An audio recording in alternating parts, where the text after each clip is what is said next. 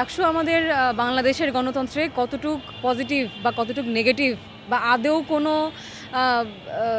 গুরুত্বপূর্ণ ভূমিকা পালন করেছে কিনা এটা দেখতে গেলে আমাদেরকে একটু পিছনের দিকে ফিরে যেতে হবে। আমি যখন ক্যাম্পাসে ভর্তি হই 2017-18 সালের দিকে, ওই সময় আসলে আমাদের পরপর অনেকগুলো বড় আন্দোলনের ভিতর দিয়েই আমাদের ক্যাম্পাস যাত্রাটা শুরু হয়ে যায়। 18 সালে কিন্তু কোটা সংস্কার আন্দোলন, মানে আমরা ঢুকেই যখন কেবল ফার্স্ট ইয়ার তখন আমরা ওটা পেয়েছি, এবং এরপরেই আবার আপনার নিরাপদ সড়ক আন্দোলন শুরু হয়। তো 18 সালে যে আন্দোলনটা ছিল সেটা খুব প্রহসনের মাধ্যমে আমাদের এই পতিত ফ্যাসিস্ট সরকার সে ঠিক আছে কোটা একেবারেই বাতিল বলে দিয়ে সে একটা ধামাচাপা দিয়ে ওই সময় সেটা ক্লোজ করে ফেলে।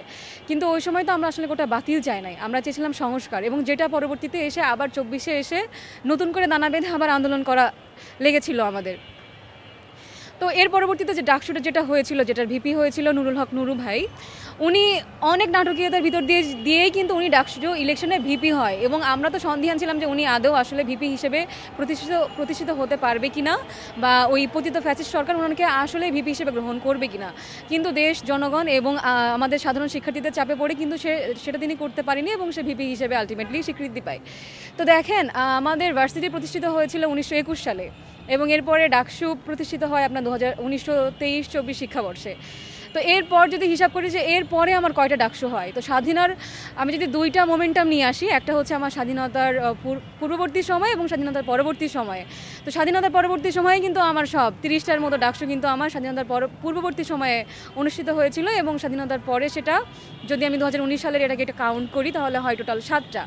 এই যে মোট 37টা ডাকসু, এই পর্যালোচনা থেকেই তো বোঝা যায় আসলে আমাদের যে এই 1990-91 সালে আমাদের লাস্ট ইলেকশন হয়েছিল, এবং এর পরবর্তীতে হয়েছিল 2019 সালে।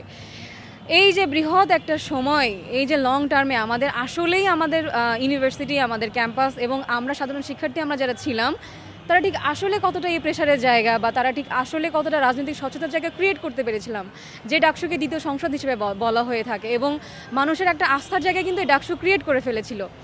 তো সেই জায়গায় কিন্তু যেহেতু আমরা ডাকসু পাই নাই, এগুলো কিন্তু আস্তে আস্তে ওই জায়গাগুলো থেকে কিন্তু সরে আসতে শুরু করে। যেমন আমাদের সাধারণ দাবি, সাপোজ আমাদের রেজিস্টার বিল্ডিংয়ে গেলে একটা মিম প্রচলিত আছে যে লাঞ্চের পরে আইসেন।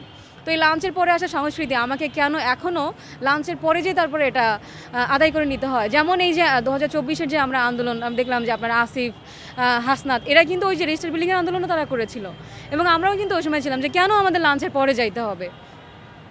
আমাদের যে হল, আমাদের আবাসন সংকট, প্রত্যেকটা আমাদের একটা বেডে 2 জন করে থাকতে হয়। তো আপনি দেখেন যে মাত্র 2.5 হাত বহরের একটা বেডে আমি থাকতেছি, সেখানে 2 জন করে, প্রাপ্তবয়স্ক প্রত্যেকটা মেয়ে আমরা 2 জন করে থাকতেছি।